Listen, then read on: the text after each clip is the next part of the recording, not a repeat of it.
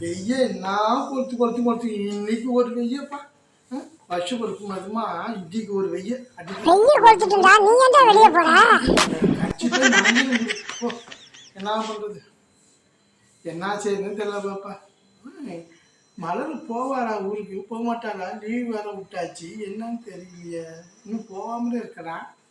என்ன ஒரே கன்ஃபியூஷன்ல இருக்க? அதான் ஒரு கன்ஃபியூஷன் இல்லை. என்ன கன்ஃபியூஷன்?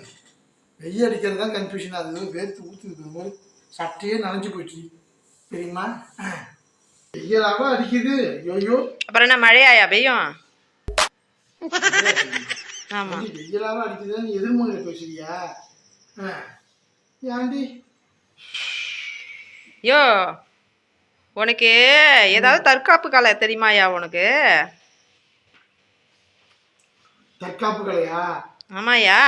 தற்காப்பு கலைனா என்ன? தற்காப்பு கலை தெரியும் தெரியுமா? என்ன தெரியும்? இப்போ நீ அங்கே அடிக்க வரனா இப்படியும்பா அப்படியும்பா இப்படியும்பா, இதுதான் தற்காப்பு கலை. அதை விட எனக்கு இன்னொரு தற்காப்பு கலை தெரியுமா? என்னயா தெரியும் சொல்லியா? நானும் கத்துக்கிறேன், சொல்லியா சீக்கிரம். என்னத்தை கற்றுக்க போற நீ? நான் செய்கிற தற்காப்பு கலைலாம் ஒன்றும் பண்ண முடியாது. அதை தடுக்கக்கூடிய தற்காப்பு கலை என்கிட்ட இருக்கு தெரியுமா?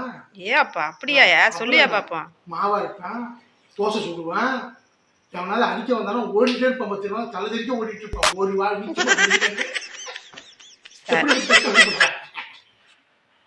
நல்ல தற்காப்பு. இந்த கலையை வாங்கிட்டதான் கத்துக்கணும்.